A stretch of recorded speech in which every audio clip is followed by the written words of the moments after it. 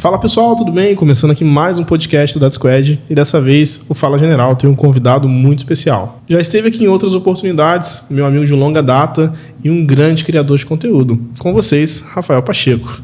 Obrigado, Rodolfo, pela oportunidade, obrigado por estar aqui. Vamos falar um pouquinho sobre dados, né? Eu acho que é o que todo mundo quer escutar aqui. E primeiramente agradecendo a oportunidade e espero que esse papo aqui flua da melhor forma possível e a gente fala bastante coisas legais aí para a gente ajudar um pouquinho a comunidade de dados, né? Com certeza, tenho certeza que esse bate-papo vai ser muito rico.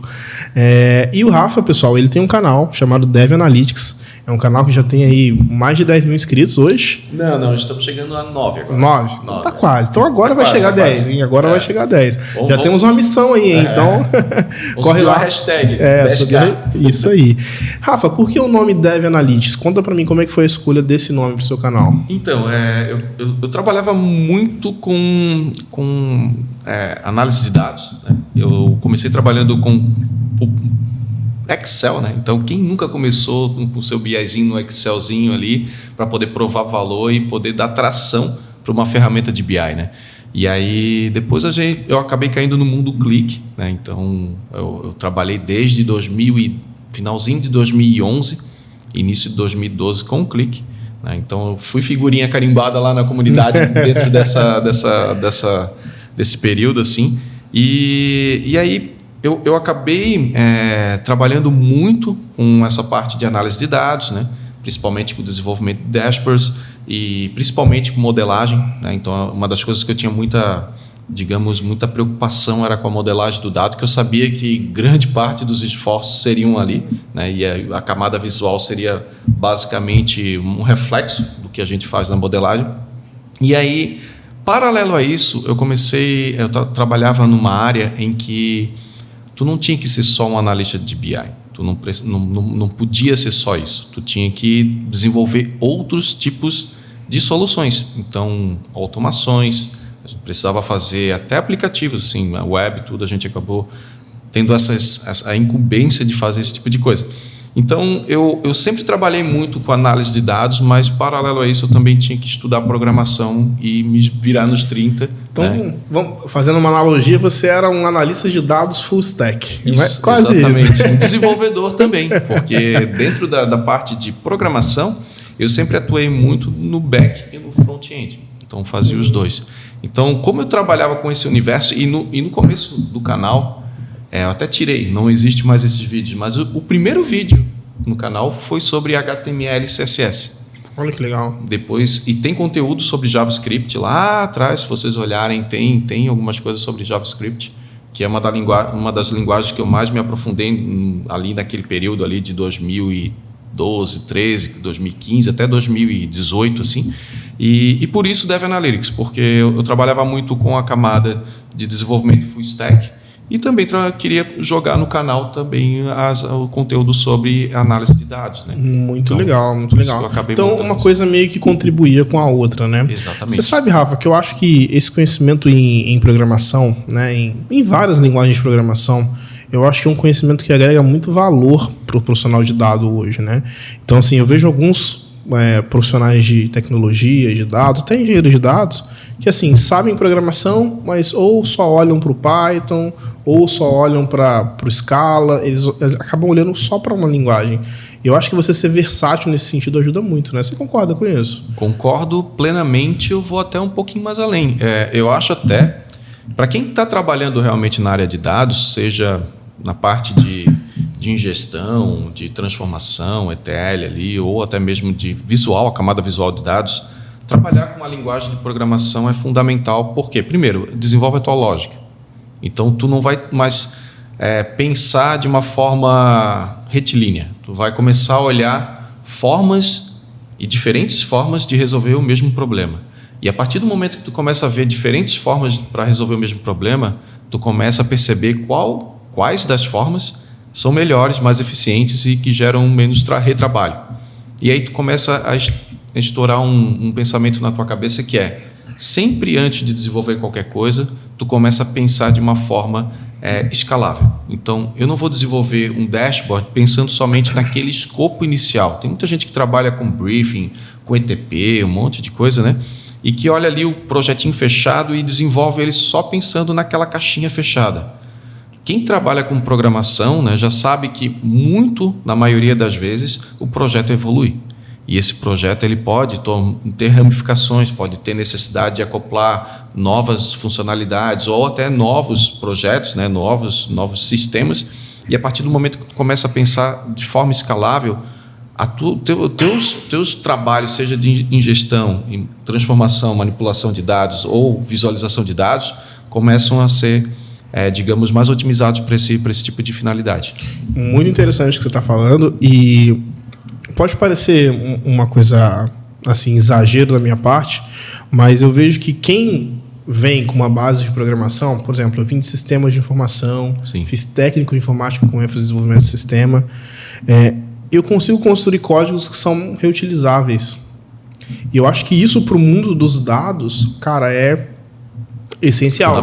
Eu vejo gente, assim, nos projetos que eu participei, que acaba fazendo um código que ele é muito encapsulado, ele é muito acoplado, né? Exato. E aí eu acho que falta um pouco de um conhecimento, talvez, de engenharia de software, de design partners, né, de boas práticas de código, né? Como que está esse cenário na mente do Rafa? Você consegue ver essa linha também? Você vê diferente? Consigo. Eu acho, inclusive, que o tempo, né? O tempo vem mudando isso na cabeça das empresas, principalmente. Porque a partir do momento que tu pensa dessa forma, código acoplado, com acoplamento, digamos, no termo da programação, é a programação, digamos, como é que eles chamam? Tem a orientação ao objeto e tem o código... Código procedural. Então, assim, quando tu trabalha com desenvolvendo as tuas soluções de dados de uma forma procedural, primeiro, tu não tem reutilização de código, não tem reutilização do projeto, esse projeto ele não é escalável, tu às vezes pode estar criando um produto de dados altamente escalável para vários clientes, né? A gente pode estar trabalhando com vários clientes de uma forma automatizada, e se tu pensa dessa forma procedural, tu não tem essa capacidade. Primeiro, vai entrar um cliente novo, tu vai ter que refazer o projeto do zero para aquele determinado cliente. Tu não vai reescrever todo o código. Exatamente. Né? E eu acho que é por isso, aí as empresas agora começam a perceber isso, e não só as empresas, mas as comunidades, né? Então, hoje até eu sou meio que, digamos, suspeito a falar, né? Existe agora um engenheiro de analytics, né? Um engenheiro analítico, né? O analytics engineer. O que acontece? Ele é o cara, se tu olhar bem, ele é o cara lá, o BIzeiro, o cara que vai fazer a modelagem do dado, é o cara que vai realmente fazer toda a camada ali de negócio do dado, deixar ele limpinho, higienizado, prontinho para consumir lá pela sua ferramenta de visualização de dados, e muitas das vezes ele que também vai desenvolver os relatórios. Claro que ele não vai ser um especialista mesmo em ferramentas de data vis. Só que qual é a diferença desse cara para o BIzeiro realmente, né? Como que chama, né? O raiz lá, o que a gente via lá em... O MAS lá. Isso. Cara, ele está levando dentro do desenvolvimento dele as boas práticas de desenvolvimento de software. Então, a partir do momento que tu coloca lá dentro do teu desenvolvimento testes automatizados, CI/CD, tu começa a trabalhar com documentação e ter o chamado lineage, né? Que é o lineage da tua aplicação, saber exatamente quais são as tuas fontes, a tua camada de transformação, ela depende de quais source, né, que a gente chama, e a tua camada gold, né, que a gente chama que é a camada final, modelada, bonitinha.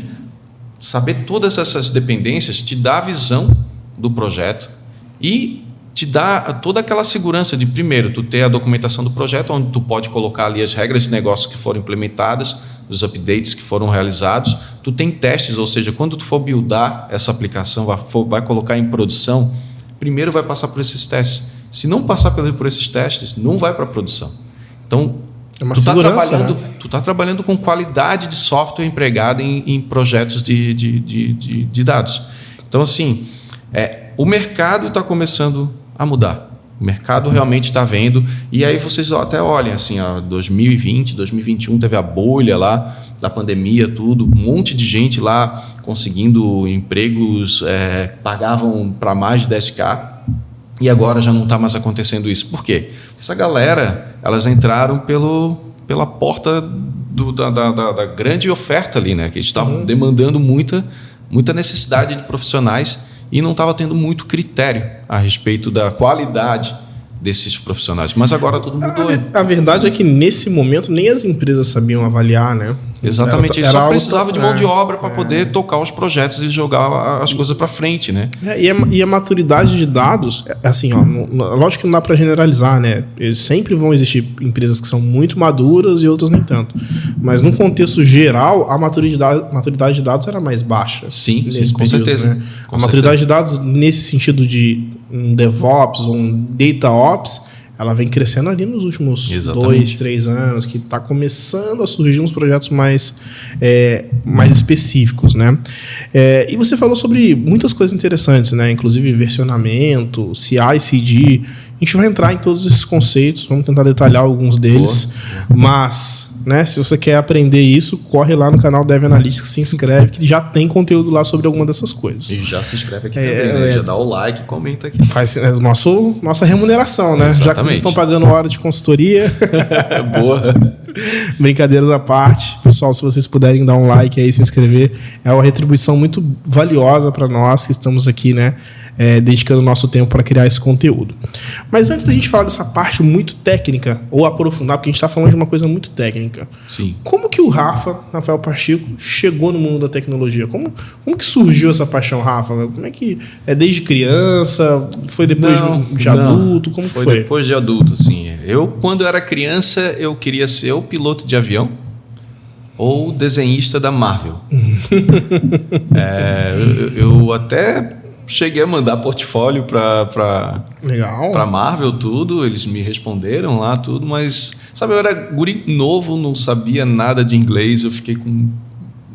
Desculpa, um medo, para não dizer palavrão aqui, mas eu fiquei com medo, assim. Eu deixei passar essa batida, essa oportunidade. Mas... E piloto de avião não deu, porque... Até eu fui me apresentar na base, tudo, mas... Vamos se dizer que... O sargento ele não gostou, não foi muito com a minha cara. E eu tive uns períodos ali meio conturbados com ele, aí foi onde eu desisti um pouco da carreira. Mas depois veio a música, né? Então já toquei em banda, né? Fui roqueiro já. E aí nada de dados entrar em tecnologia na minha vida. Aí depois eu comecei a trabalhar. Eu sempre fui assim, eu sempre nunca neguei trabalho, né? Então eu sempre e nem fui muito luxento com relação a status de emprego, nada. Eu comecei a trabalhar, na verdade, entregando panfleto para poder, de certa forma, me vestir, né? Porque chegou num determinado momento da minha vida, meu pai e minha mãe falaram assim, cara, se tu quer se vestir, tu vai ter que correr atrás aí. Tem que então, já entreguei virar, panfleto, já fui atendente de lanchonete.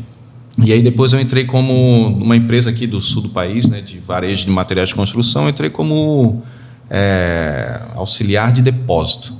E aí, pensa, já carreguei muito piso nas costas.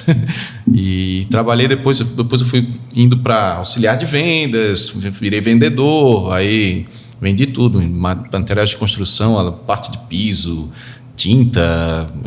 Ou seja, como eu fui passando em vários cargos dessa empresa, eu fui conhecendo muito dos processos. Né? E aí chegou no momento, até eu fui convidado para ser encarregado de operação, que seria mais ou menos um coordenador ali de segurança, limpeza e recebimento de materiais, né? Expedição, né? E aí ali foi um dos piores momentos da minha vida, porque eu não tinha tempo para nada, eu só trabalhava. Trabalhava assim das 7 horas da manhã até as 11 horas da noite, segunda a sábado, eu só tinha domingo para descansar.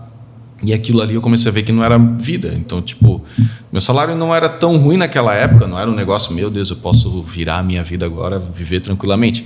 Mas como eu era novo, eu tinha lá, sei lá, 22 anos ali, para mim tava tranquilo, assim, né? Claro, okay. Só que o ritmo é que não tava legal. E aí foi aonde eu digo que sabe aquele negócio que tu dá 2 passos para trás para depois correr uma maratona? Eu fui convidado para ir para a parte, chamo lá a parte de TI, né, de informática, mas para trabalhar no suporte técnico do sistema que eles trabalhavam lá na empresa. E aí eu não pensei 2 vezes, tá? Eu lá, como era Eu digo até os 2 passos para trás, porque quando eu era o encarregado de operação, eu ganhava, sabe, aquela bonificação de 40% a mais no salário e tudo. E aí, eu indo para essa função, eu perderia essa bonificação. Então, 40% do meu salário ia ser prejudicado para eu trabalhar com suporte. E nada me garantia que eu ia trabalhar com TI realmente, que eu ia realmente mexer com programação, com dados. Eu nem pensava em trabalhar com dados, eu pensava mais em trabalhar com programação. E eu fui. E não deu, 6 meses, como todo mundo sabia que eu conhecia muito dos processos da loja, eu fui convidado para ir para uma área que estava nascendo na empresa, que era a controladoria, e eu fui designado a escrever, sabe, aqueles manuais de procedimentos.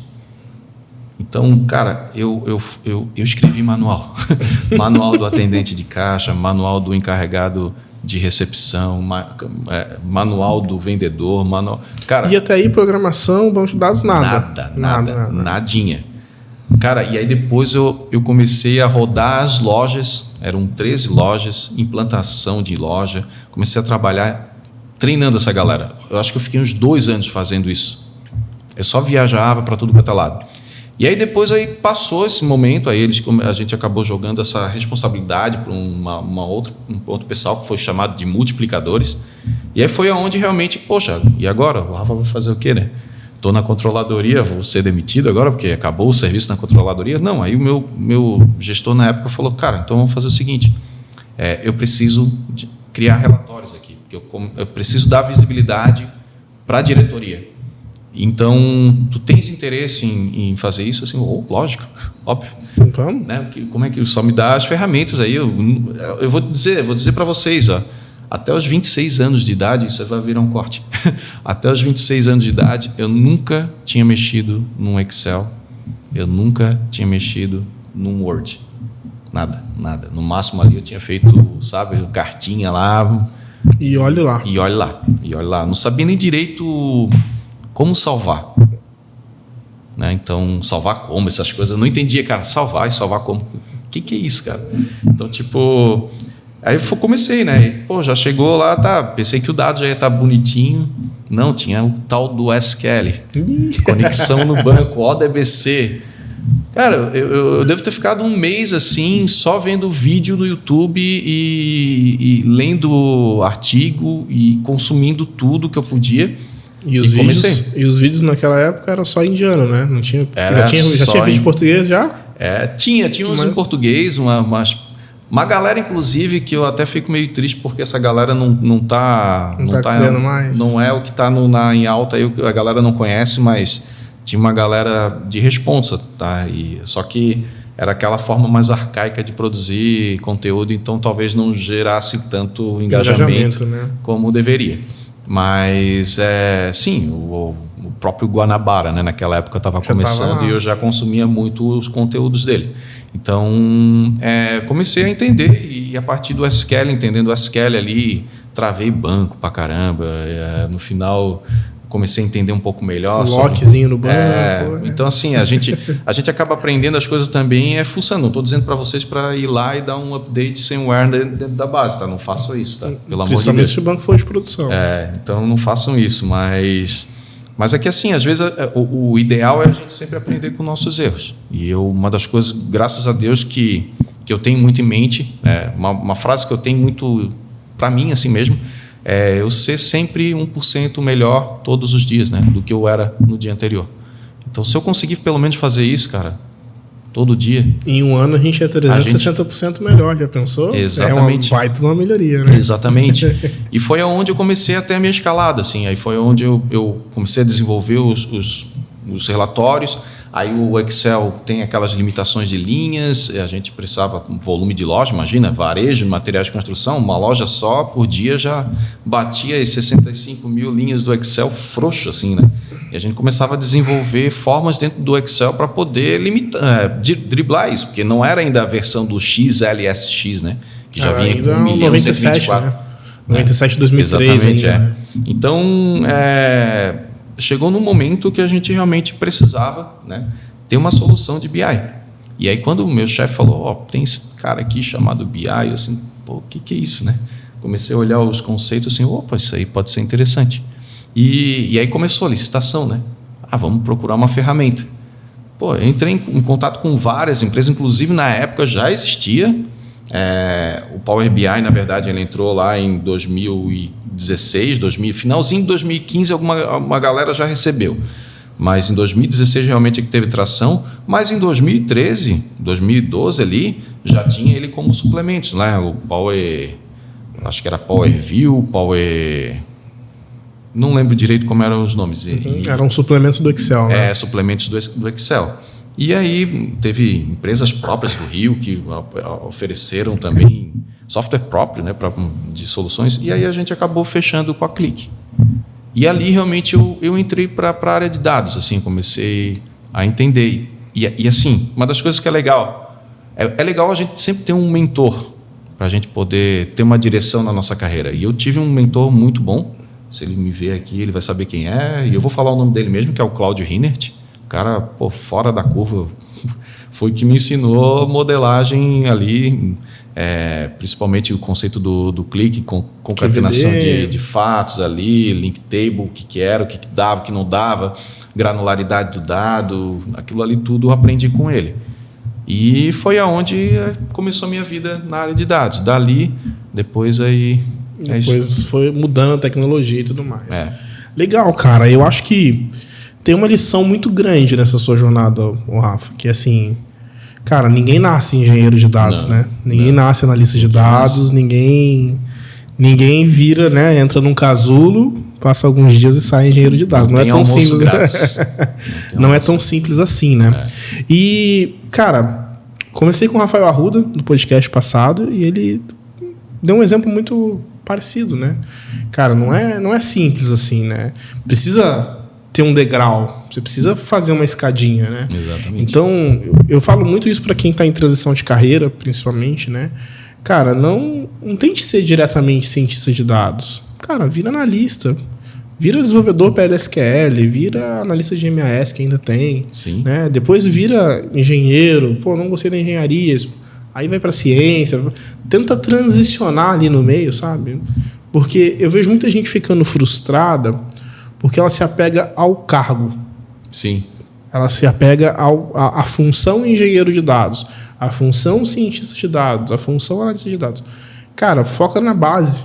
Tem muita coisa que é comum para essas áreas. Então, vamos falar, por exemplo, os conceitos principais de GLT e ETL, conceitos fundamentais de Kimball, né? Sim.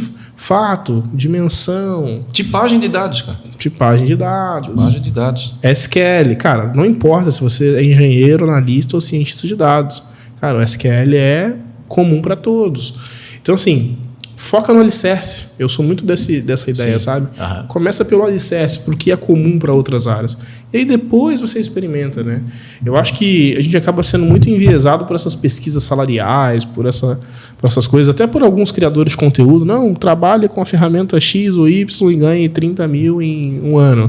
Se for em um ano, era não bom, quer né? dizer que deu certo para ele que vai dar certo para todo mundo, né? Então, é um outlier, né? Exatamente, ele pode ser exatamente um outlier. Uma das primeiras coisas que a gente aprende na análise de dados, né, é não levar um outlier como um padrão, né? Exatamente. Você vai fazer uma análise estatística, você vai encontrar vários outliers, né? E o outlier ele não pode ser considerado um padrão, ele é uma coisa fora da curva, ele não está dentro da normalidade, né? Então, e normalmente é esses que aparecem, né? Porque a gente acaba... Destaca muito, né? Destaca muito e é onde a gente acaba tendo mais... a visão de mais pessoas desse tipo e aí acha que isso aí, na verdade, é o comum e não é o comum. Então, aí é onde o pessoal pensa, poxa, eu vou me tornar um cientista de dados, um engenheiro de dados ou um analista de dados em, sei lá, em 5 meses, 4 meses. Talvez até tu consiga um analista júnior ali, tranquilo, começando uma caminhada, mas muita gente acha que vai ser o bambambam. O bambambam da área já em 3 meses, às vezes até menos, 2 semanas. Tem promessas aí de 2 semanas, 4 horas, tu já sabe... Sai com o dashboard completo, né? Até sai. Tu fazendo copia e cola. Mas é inocente, né, de acreditar que um dashboard completo vai te tornar um analista de dados, né? Quantos dashboards que você precisou fazer para ser um analista de dados? Você já fez essa conta? Nunca. Cara, são dezenas, talvez centenas. Sim. Né? Fora os erros, né? Fora tem aquela história das 10 mil horas, né? Para poder ser bom em algo, né? Então, eu sou muito dessa linha. E assim, continuando nessa questão de história, né? De como você começou, Rafa, quais foram as ferramentas, na sua opinião, que te levaram a se tornar um especialista, né? Foi YouTube, foi fórum, né? Quais foram livros? Foi uma soma disso? Quais foram as ferramentas que você teve, que você usou para se tornar um especialista, né? Eu acho que assim, a gente não está prometendo aqui um caminho, mas a gente pode falar sobre o que deu certo para nós, né? Boa. Cara, eu vou te dizer que grande parte do que eu me tornei hoje, eu devo mais a conteúdos realmente gratuitos e documentação, principalmente. Eu acho que grande parte é documentação, né? Documentação. Mas tem aqueles starts, porque eu penso assim, hoje em dia o pessoal não quer ler documentação, embora a documentação lá tá tudo, né? Tá tudo. Talvez não tá lá exatamente para tu resolver esse problema, tu tem que seguir assim. Não, vai estar, mas ele vai te dar o norte para tu poder chegar até lá. Mas eu entendo também, para tu poder pegar uma documentação e entender, tu tem que ter já uma certa vivência. Eu acho que tem, principalmente algumas ferramentas, tu não pode chegar com a documentação e já saber. Né? Uma pessoa leiga, uma pessoa que está chegando agora na área, seja para ser analista de dados, cientista de dados ou engenheiro de dados. Então, eu para chegar nesse ponto de entender documentação e ir só pela documentação, eu consumi primeiro YouTube, fóruns. Né? Então, vamos supor, lá no início de 2012, lá, cara, era o fórum da Click Community, né? Então, Click Brasil lá. Então, eu ia lá, no começo, eu ia lá, botava minhas dúvidas, a galera ia respondendo, e depois, quando eu vi, cara, era eu que estava respondendo. Era eu que estava lá entre os top 3 lá, que mais resposta na época. Qual fórum você usava? Da Click mesmo? Da Click, o Click Community lá. Eu até hoje tenho uma pontuação alta lá, cara. E olha que eu fiquei, eu acho que no máximo um ano e meio lá participando da comunidade. Eu usei bastante também. Inclusive eu fui administrador da comunidade. Depois é que me tiraram lá. Legal. Porque eu fiquei um tempo fora da comunidade, né? Virou a casaca. Depois a gente conta essa história. Não virei casaca, não. Não existe casaca, não na verdade. Existe, no meu caso não existe casaca. Não são times, a verdade é essa. Eu penso que é a tecnologia que bota o sustento para a minha família. Então, a comunidade me ajudou bastante, fórum, principalmente depois, hoje tem o Medium, né, que, cara, ajuda muito também, né? Naquela época não existia. O Stack Overflow também, a gente faz uma pesquisinha lá no Google, tinha o Stack Overflow lá com a maioria das respostas. Ele poderia não dar exatamente a resposta que tu queria, mas ele te dava pelo menos a ideia, pelo menos. E aí eu acho que esse que é o interessante, a pessoa ter eu vou falar a palavra do meio aí da galera, né, do mindset, né? Então, o cara tem que ter um mindset de realmente conseguir pensar também, não querer sempre a solução pronta. Tu tem que, a partir dos inputs que tu vai pegando, das respostas que tu vai colhendo nas tuas pesquisas, se adaptar ali e achar uma resposta para poder resolver o teu problema. Então, o Stack Overflow já me ajudou muito. Hoje em dia já tem o ChatGPT, que também ajuda pra caramba. Aí mal, né? Então, ajuda. Hoje em dia tá muito mais fácil pra galera, né? E tem muito mais conteúdo, né? Naquela época, até se tu fosse procurar um conteúdo no YouTube, tu não achava com tanta facilidade. E não era vídeo como a gente vê hoje. Era o cara escrevia, não sei se você lembra, mas o cara ia escrevendo num TXT, aí ele trocava de tela, fazia. Exatamente. Aí voltava pro TXT, voltava. Eu aprendi muita coisa assim. Sim. E eu vou pedir uma licença poética aqui, né? Para assim, cara, quando a gente usa o termo mindset, não é na função de coach, nada disso não. Mindset para nós aqui é desenrolo, é o cara pegar uma coisa, juntar com a outra e falar assim, se eu somar isso aqui, funciona. Né? Então é ser desenrolado e olhar soluções e tentar aplicar, né? Não é só você copiar a solução pronta e trazer, né? Mas assim, esse desenrolo de você, cara, pegar várias soluções e montar ali a sua solução a partir daquilo, cara, isso é muito importante. E eu acho que o fórum, cara, ajuda muito nisso, né? Cara, eu comecei a programar por conta do Tibia, por conta do jogo Tibia, né? E eu queria criar um servidor porque minha máquina era muito ruim e eu queria criar um servidor para poder jogar com mais velocidade, para ter acesso aos itens que eu não tinha, tal. E aí eu comecei a aprender programação Lua, comecei a aprender várias linguagens para poder fazer isso. Só que eu não tinha essa consciência. Tipo assim, na minha cabeça não era assim, eu tô estudando programação.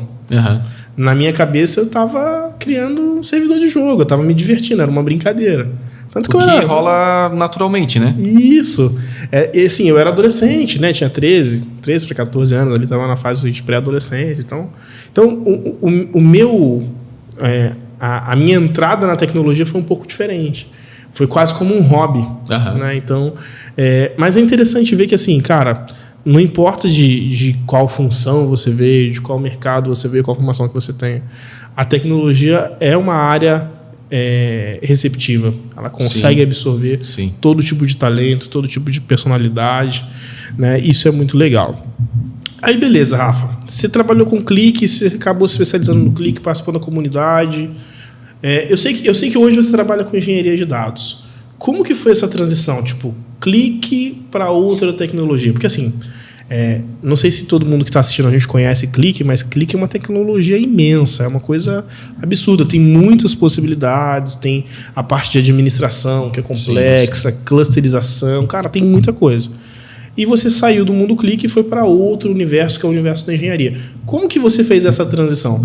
Estou te perguntando por quê. Eu sei que tem gente que quer fazer isso, né, que hoje está no mundo Clique, mas já olha ali para a engenharia, já olha um pouco para a ciência. Como é que foi isso na sua carreira? Então, eu trabalhava nessa empresa de varejo. Lá eles estavam trabalhando com Clique. E depois eu fui para uma empresa de Big Data Analytics, né, que o nome dela é Neoway, né? Hoje ela é uma empresa B3. E na época eles também estavam trabalhando com o Clique, né? Então eles trabalhavam com o Clique não só na camada ali de extração, transformação e carga de dados, mas também na visualização de dados. Inclusive eles usavam aquele Extranet Server, não sei se tu chegou a conhecer. Bem pouco. Bem antigo assim, a gente tinha um cliente grande do qual ele precisava acessar os painéis dentro de um servidor próprio e aí a gente usava esse Extranet Server, né? Então assim, eu caí como uma luva, né? Eu estava trabalhando com Clique, até então não conhecia muito outras stacks. E para mim foi tipo sair de um lado onde já estava... Porque eu já tinha feito lá nessa empresa de varejo. Acho que o meu trabalho já estava concluído, porque o projeto já estava bem consolidado. Eu só estava mais dando manutenção e eu saquei que ali o meu tempo já deu. Eu tinha que ir para outras... Já tinha saturado. Já tinha que ir para outros desafios. E na Neoway não. Na Neoway, eles estavam começando agora essa área de análise de dados. Eles tinham uma plataforma de dados, mas era numa outra pegada. E aí eles precisavam também de oferecer, né, produtos de business intelligence para os clientes. E aí foi aonde eu comecei a trabalhar. E quando eu cheguei lá, eu até brinco que lá realmente era tudo era mato. Assim, né? Tudo era mato. Toda a organização que eu tinha feito lá na Cassol, na empresa de varejo, ela não existia aqui. Aí, tipo, poxa, tudo era retrabalho. Sabe o procedural que a gente comentou aqui? Era tudo baseado nisso. E aí, assim, poxa, a gente olhava assim, um projeto que precisava ser feito, que talvez poderia ser feito, né? Em um mês, ele levava 3 meses, 4 meses, por causa disso, que a gente tinha que replicar, refazer muita coisa. E aí eu comecei a melhorar ali toda a parte de organização, a gente começou a ganhar, né, tração. Quando a gente viu, a gente já estava bem organizado. Mas beleza, chegou num ponto, entrou o Power BI, aí a gente já manteve a camada de extração, transformação e carga de dados com o Clique, mas a visualização de dados era com Power BI por causa de um acordo que as empresas fizeram, né? Tanto a Neoway como a Microsoft na época. E aí a gente começou a perceber, poxa, a Neoway como um todo, ela trabalha com stack de engenharia de dados, é uma empresa gigante, de Big Data Analytics. Então, cara, eles não vão utilizar Clique para todas as soluções, não faz sentido, né? Então eles já estavam no mundo... Até porque não é uma bala de prata, né? Exatamente, não é uma bala de prata. Então assim, o Clique é ótimo, perfeito para organizações, para camada de dados e para análise de dados nas mais variadas empresas aí até com grande volume de dados, mas dependendo do contexto não é também a melhor situação. E lá na Neoway já tinha um time bem estruturado de dados, lá de data platform, né? Então tinha a galera de ciência de dados, e essa galera eles já tinham meio que um padrão de trabalho. Eles trabalhavam com ferramentas open source, né? Então já trabalhavam muito com a parte de clusterização, né? Então eles já estavam, inclusive, já trabalhando lá na Google, que a gente mais fez lá foi pular de cloud provider, né? A gente trabalhava na GoGrid, foi para Codero, depois foi para AWS, depois foi para Azure e depois foi para GCP.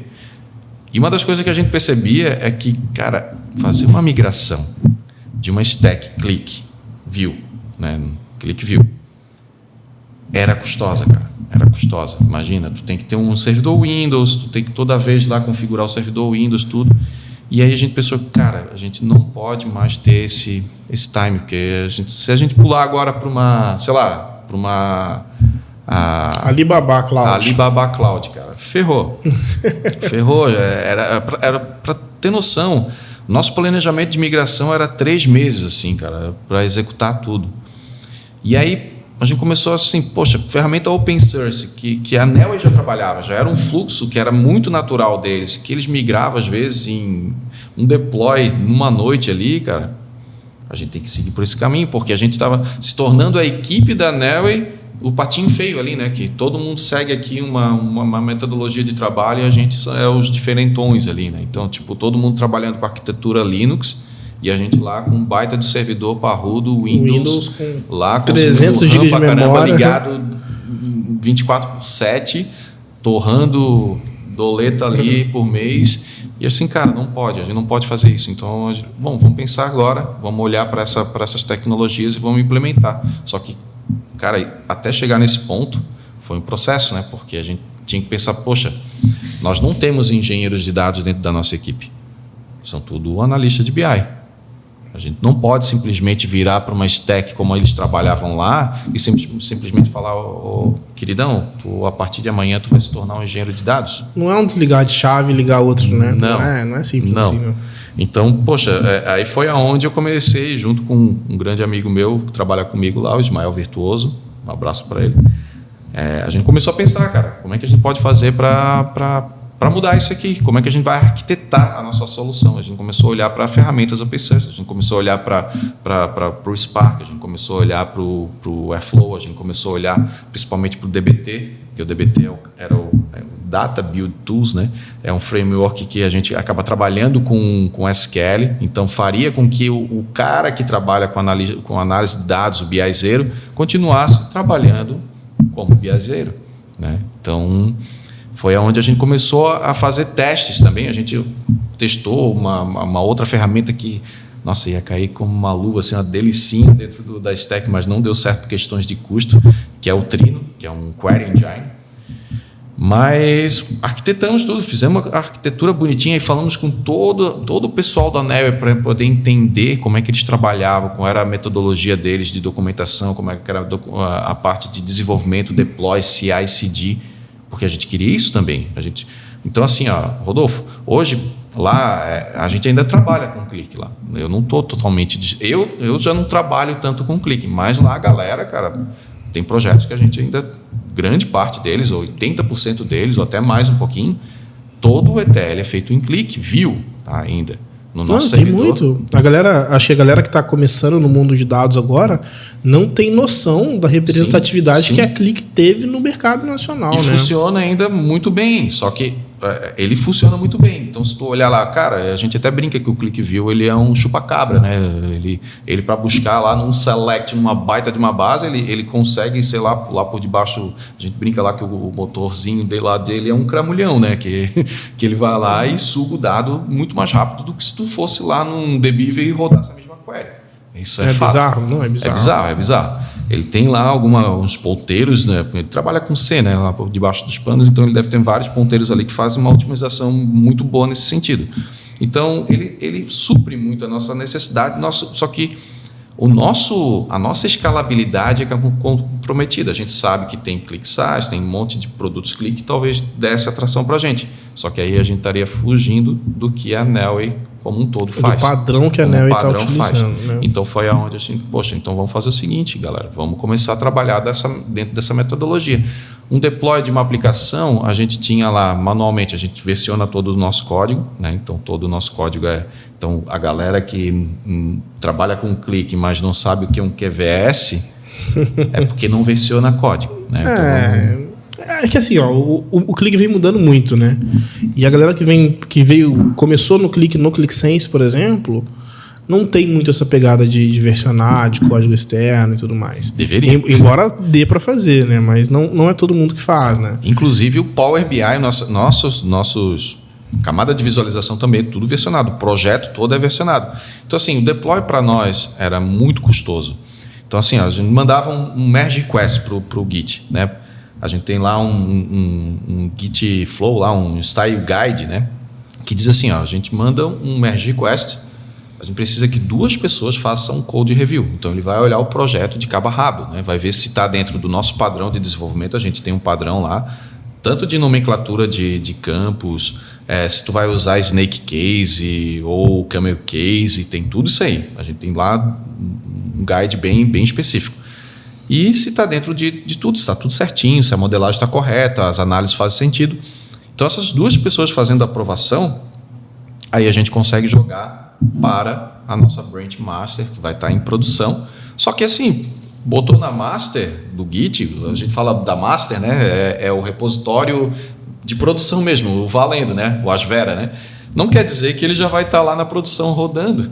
Então a gente tinha que baixar, fazer um pull, né, desse projeto lá na máquina de produção. Então a pessoa tinha que se conectar remotamente nessa máquina, fazer o pull request, né, para essa máquina, para as alterações realmente surtir efeito, né?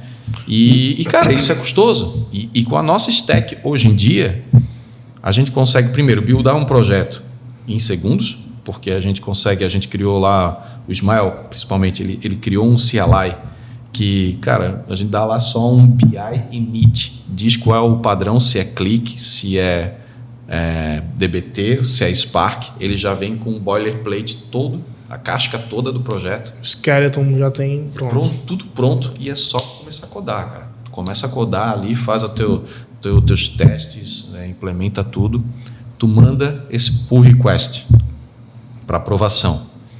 A partir do momento que o pessoal for lá, deu o joinha, fez o code review, tu dá um merge request, tu aprova esse merge request, automaticamente o CI, a gente tem uma rotina de CI e CD, que já vai lá e já coloca para produção. Ele vê o lint em tudo, se o teu código está escrito bem, se tu tem algum erro, faz os testes, tudo, e já cai em produção, cara. Então, tipo, em 5 minutos, tu já está com o negócio rodando. Já faz produção. Um deploy, né?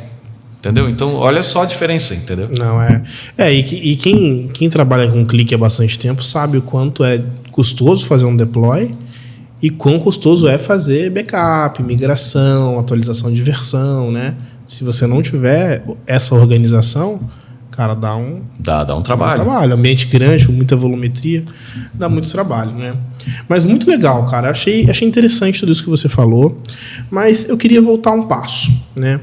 Boa. Pensando nessa jornada, pensando um pouco na sua história, pensando nos erros e acertos que você teve, né? Cara, a gente falou aqui muito do acerto, mas imagino que teve erros também, né?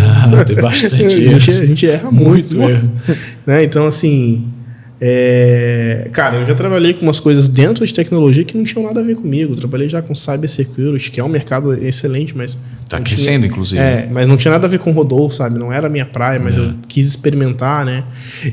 Eu acho que os meus erros foram acertos, porque eu experimentei muitas coisas, identifiquei o que eu não gostava e depois foquei naquilo que eu realmente gostava. Sim. Isso foi um acerto muito grande. Mas assim, quais conselhos você daria? Né? Eu não vou dizer, achei que conselho é uma palavra pesada, né? Quais dicas você daria para quem está pensando em migrar ou para quem... Vou até ser mais ousado aqui, né? Ou para quem está nessa fase de migração, mas está um pouco desmotivado. Que dicas você daria? Bom, primeiro tente, tá? E não tenha medo de errar realmente, tá? Desde que tu aprenda com os erros, né? Então, uma das coisas que é muito importante para a pessoa ter em mente não tem problema tu errar, né? Claro, o update sem um erro numa base de produção não é muito legal. Isso vai te tomar um tempo ali e garanto que o teu chefe não vai gostar. Mas o erro... para chegar até onde eu cheguei, eu errei muito. Eu acho que, se duvidar, eu errei muito mais do que eu acertei. Com certeza.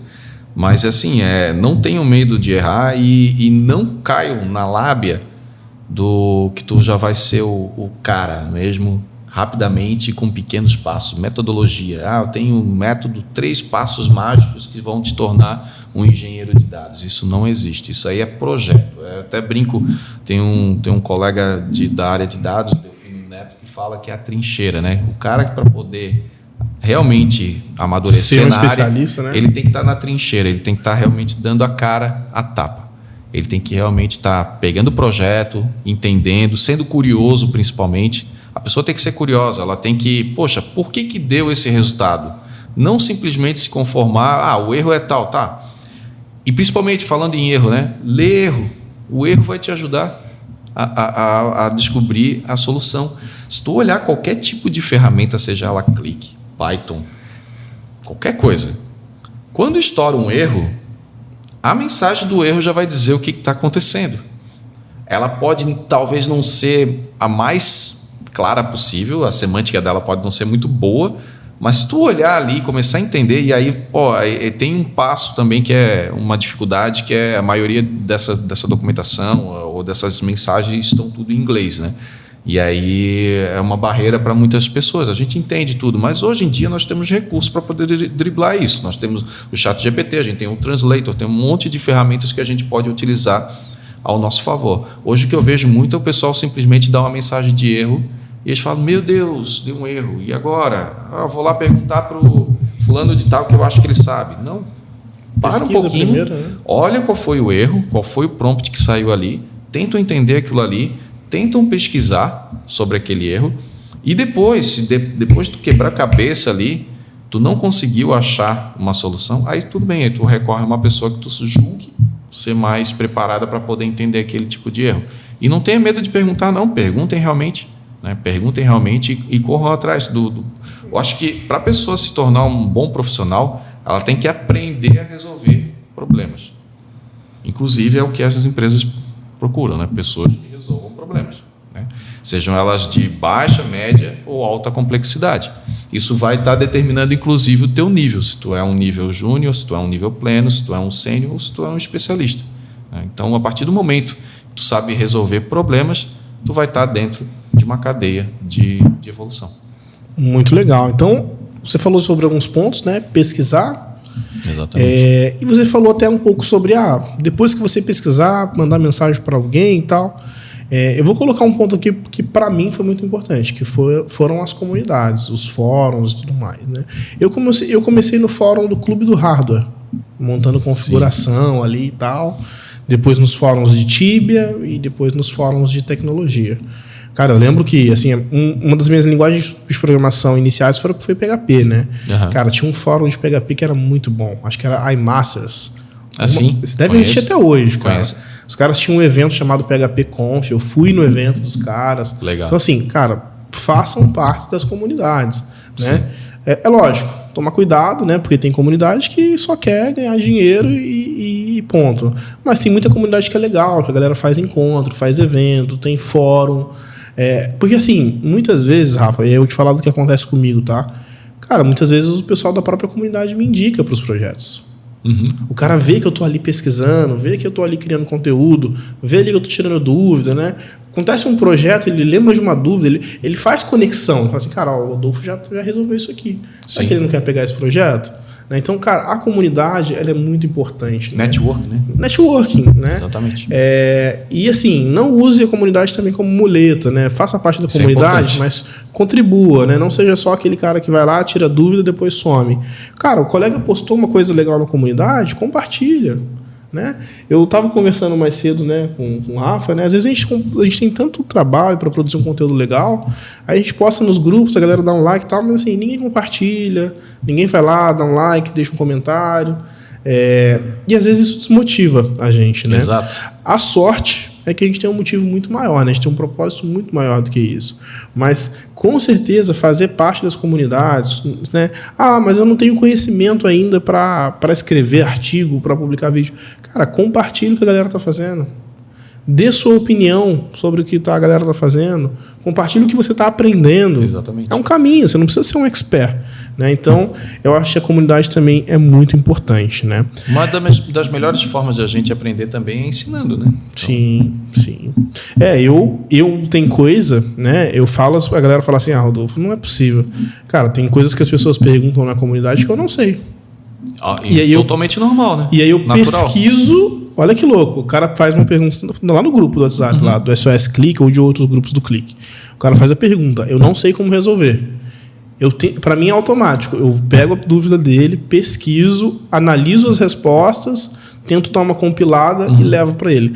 Cara, esse exercício para mim é maravilhoso. Sim, exatamente. Para mim é um exercício de me manter atualizado. E é completamente normal, assim. Às vezes as pessoas olham assim, meu Deus, o Rodolfo, o Rafael ou o Ciclano, o Beltrano, eles são ali, sei lá, figuras que estão dentro da comunidade, colocadas talvez como, sei lá, pessoas altamente entendidas do assunto, referências do assunto, mas eles devem saber tudo. Não, várias vezes acontece de eu estar com um problema lá, estourou um erro, e eu ficar, às vezes, metade de uma manhã ali para poder resolver, e às vezes uma coisa idiota, tá? Uma coisa que às vezes até acontece. Cara, normal. Não deve ter um mês e meio, que eu estava parado lá na questão do GitHub, Sim.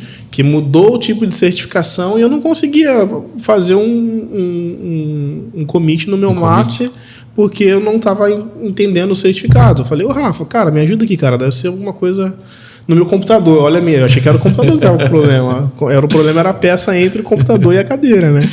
Então, assim, cara, a gente passa perrengue ainda, né? E isso é muito natural. E é uma coisa que eu gosto muito de frisar, né? Cara, no mundo clique, eu vou falar do mundo clique especificamente. Cara, tem muita gente muito mais técnica do que eu. Em administração, em vários assuntos. Tem muita gente muito mais técnica que eu. A diferença é que eu falo sobre o assunto, outras pessoas não. Então, assim, a galera confunde um pouco essa questão de criação de conteúdo com o cara ser o maior expert do mundo no assunto. Não é tão... Não tem uma relação direta, né? Então, é interessante a gente pensar nisso, né? Mas eu daria dica, né? Participar de comunidade, cara, ajudar as pessoas a tirarem dúvidas. Cara, por mais que você não saiba, cara, se você pegar esse costume de aprender para ensinar, porque assim, quando a gente ensina é isso, né? Exato. A gente aprende para poder ensinar. Uhum. Cara, é um exercício muito bom. Eu gosto muito de fazer isso, né? E aí, já indo aí para os nossos momentos finais, né? Quem não deixou o like, por favor, né, galera? Esse assunto tá massa, quem né? chegou até aqui porque precisa dar o like. Já deixa. Eu queria falar sobre uma tendência. A gente falou um pouco sobre esse assunto, sim, mas em uma das minhas pesquisas, eu notei que uma das tendências para o próximo ano, na verdade para os próximos anos, é uma certa transição da área de engenharia de dados e analytics para uma área de DevOps Analytics. Algumas pessoas estão chamando de DataOps, algumas estão chamando de DevOps Analytics. Cara, e eu tô começando a acreditar mais nisso. Antes eu via como coisas separadas, tá? Sim. DevOps é software e tudo mais. E Analytics não tem nada a ver com software. Mas assim, cara, hoje eu já vejo uma coisa um pouco mais mista, né? E isso, pelo que eu entendo, foi uma necessidade de mercado. O mercado precisou se adaptar, porque, cara, estava começando a criar muitas versões de verdade, muitas versões da mesma informação. Sim. Rafa, como é que está a sua visão sobre essa tendência especificamente? Você acredita nisso? Você acha que vai crescer? Completamente. Assim, eu vejo que a cada vez mais, não só as empresas, mas também as equipes vão começar a se especializar cada vez mais, né? Então, embora eu me considere um generalista, né, eu não me considero especialista em nenhuma área. Eu acho que vai ter mais times especialistas, A gente já vê esse movimento já há 2 anos, 3 anos já que ocorre já da carreira que até eu citei, do Analytics Engineer, né? Que está começando a ganhar bastante terreno. Se a gente olhar para as grandes empresas aí, a maioria estão com várias vagas. É só botar no LinkedIn ali, Analytics Engineer, você vai... Antes era um negócio que só aparecia na Europa e nos Estados Unidos. Mas agora o que mais aparece, empresas de São Paulo, empresas daqui de Florianópolis, no Brasil todo. Eu tenho visto 3 cargos muito em alta, e talvez isso esteja tudo atrelado a isso que a gente vai falar, que é o Analytics Engineer, o Data Product Management, ou DPM, né, ou o gestor de produtos de dados. E eu tenho visto, assim, eu não vejo tanto, que é o Data Steward, é um cara mais de negócio, mas eu não vi tanto, eu acho que lá fora foi um movimento maior. E tem o Data Visualization Engineer, que é o cara que, tipo assim, é diferente do Analytics Engineer, mas tem características que são compartilhadas, né? Você acha que tudo isso está indo nessa linha do DataOps, do DevOps? Na verdade, assim, com a especialização dessas áreas e com o crescimento delas também, dessas, não digo áreas, mas cargos, né? Posições, talvez seria o termo mais aplicável,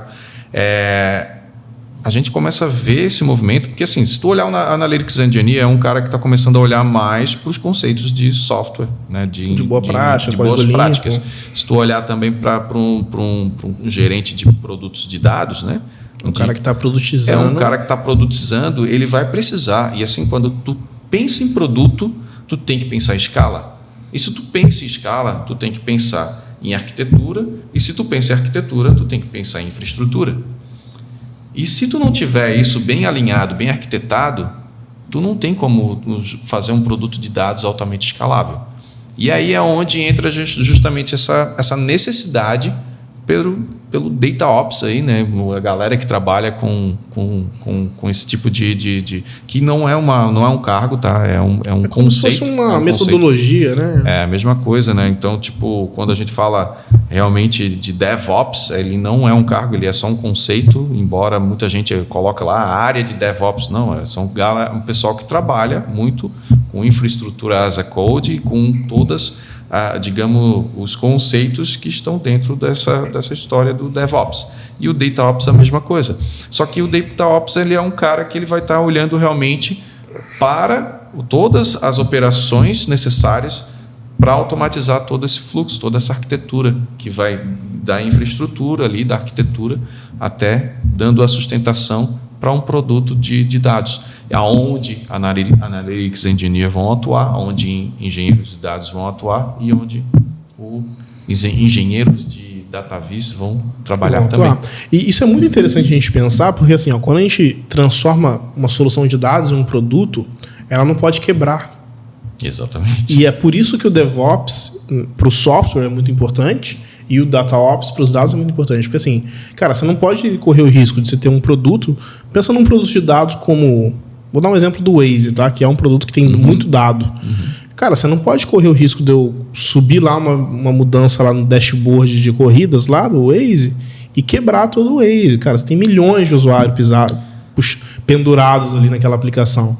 Então, essa área de DevOps e DataOps, eu acho que elas vão vir muito nessa linha, tipo assim, de uma operação de dados, que geralmente é 24/7, que não pode quebrar, que ela é altamente disponível. A disponibilidade dela tem que ser muito boa, né? Imagina assim, porque se tu olhar produto de dados não está relacionado diretamente a um dashboard.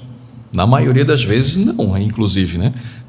Às vezes tu precisa de uma API que vai cuspir ali um determinado dado que vai ser valioso para um determinado produto dessa empresa ou até mesmo para produtos de terceiros, né? Então, tu pode realmente, tu mesmo, criar uma empresa do zero, né? Utilizando APIs de terceiros. Eu posso simplesmente ir lá e desenvolver vou criar um produto aqui, brincadeira. Vou criar um produto aqui, eu vou criar um conector, alguma coisa... Pega um monte de informação. Que pega informação da maioria dos dados de analytics que a gente tem no mercado aí, né? Então, das ferramentas de analytics no mercado. Compila isso tudo. É um produto. Eu tô criando uma empresa com um produto meu que vou utilizar de APIs de terceiros. Isso é muito comum, então né? Imagina, se quebra lá o serviço terceiro, quebrou o meu negócio. A gente já viu isso acontecer, né? Com a API do WhatsApp, a API da Meta, a API do Twitter. Cara... Quantas automações tem aí pegando o WhatsApp? E aí, quando cai o WhatsApp, as automações vão para o... Quando muda a API... Exatamente. Então, assim, eu vejo um crescimento real nessas áreas e eu vejo isso como uma necessidade que acabou sendo criada, acabou surgindo, porque a gente não imaginava, assim, eu acho que ninguém parou um momento para pensar e falou assim, cara, ó, em um determinado momento nós vamos trocar dados entre várias aplicações, em vários momentos do dia. Quem construiu a maioria dos softwares não pensou nisso no início. Porque isso virou uma tendência agora, com o crescimento do mobile, com o crescimento das capacidades de máquina, entre outras coisas. E é por isso que vai aparecendo agora, porque as pessoas que estão começando a criar novos produtos de dados já estão ligados nessa necessidade, né? Já começa a perceber, opa, peraí, eu tenho que ter um plano de contingência aqui para o meu produto. Vai que o negócio para. E aí, se parou, o que vai acontecer? Vai ter disponibilidade? Qual é o plano B? Né? Vou precisar subir máquinas em paralelo para poder rodar o negócio. Então, tem que ter um plano de contingência. Então, tem que ter uma equipe que dê sustentação para tudo isso aí. Né? Então, com certeza. É onde a gente entra dentro dessas novas posições que vão aparecendo no mercado. E vai ter muita oportunidade, hein? Sim, vai ter muita vaga. Se você, cara, gosta de programar, gosta de versionar código, gosta de código limpo, gosta de indentação, cara, é um baita do mercado, na minha opinião, né? Muito legal, Rafa. Cara, papo enriquecedor demais. Acho que a gente falou de conceitos aqui que dá pra galera estudar um ano aí, pelo menos. Se vocês pegarem as palavras-chave aqui que a gente está usando, vocês têm um ano de estudo aí garantido, né? CI/CD, DevOps, DataOps, Data Product Management, entre outros. Nossa, tem bastante coisa legal, viu? E aí, Rafa, queria que você deixasse seus agradecimentos, né? Convidar essas pessoas para se inscrever no seu canal novamente. Boa. Né? Cara, que você agradecer quem você quiser, né? Marcas, empresas, a gente não tem esse tipo de amarra aqui. Não, beleza. E a gente já vai indo aí para as etapas finais do nosso podcast. Né? Acho que uma edição pro Rafa é pouco, hein? Já vai ter que fazer o Rafa edição 2 pra gente poder falar só sobre Big Data e processamento de larga escala, porque eu sei que o cara é fera também. Boa. Rafa, fica à vontade. Obrigado. Eu queria agradecer primeiro a minha família, né? Minha filha, minha esposa, né? Que na verdade, para eu ser o que eu sou hoje, né? Para eu ter estudado e, enfim, eu conhecer o que eu conheço hoje, tudo eu devo a elas, né? Então, poderia estar ainda na metade do meu caminho, sem muita perspectiva, se não fosse elas. Então, um agradecimento especial para elas. E, assim, primeiro agradecer a todo mundo, né, a comunidade Data Squad, né, o pessoal que conhece o Rodolfo aí, que seguem ele. Então, se não se inscreveu agora, se inscrevam, por favor, deixa um like aí, deixa um comentário também. Acho que é interessante a gente ter o feedback da galera para saber se o Rafael aqui falou coisa chata ou não, né? Ou se fez sentido isso para vocês. Então, quero agradecer a vocês que estão aqui e também agradecer, enfim, vocês, né, que estão pela oportunidade de estar falando aqui. É sempre um prazer enorme estar aqui com vocês, conversando, né, falando um pouquinho sobre dados. E, no mais, se quiserem também conhecer um pouquinho do meu canal, né, Dev Analytics, no YouTube.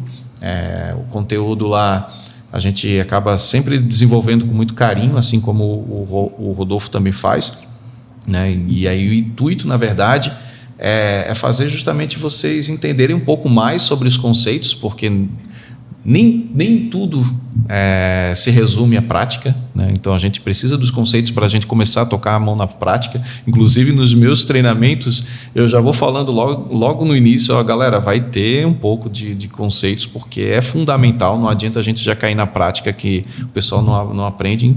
Então vai lá, dá uma olhadinha no conteúdo. Se você curtiu lá, aí se inscreve lá também, dá um joinha, dá um comentário, e é isso. É isso aí, galera. Muito bom. Rafa, nós que agradecemos, cara. Seja sempre bem-vindo aqui, a casa é sua. E em breve, pessoal, teremos mais episódios, né? Então, se inscreva, ativa aí as notificações, porque, né, o Rafa vai indicar aqui também os convidados pra gente depois. E é isso, pessoal. Continuamos na missão de mudar o mundo com dados, e um conteúdo como esse aqui com certeza é muito valioso. Muito obrigado pela audiência e até o nosso próximo episódio.